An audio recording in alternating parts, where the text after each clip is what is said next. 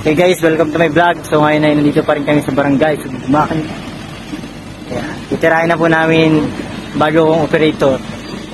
Ayan, titirahin na po namin malaking bato.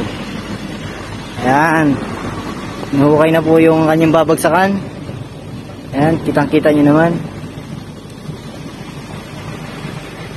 kung babagsakan. Papanoodin po natin mamaya ang pagbagsak niyan. Malaking bato. Sir lang ang madala niya, no? Kapit yan. Yung inupakan namin, yung update pa lang yan, pero grabe na.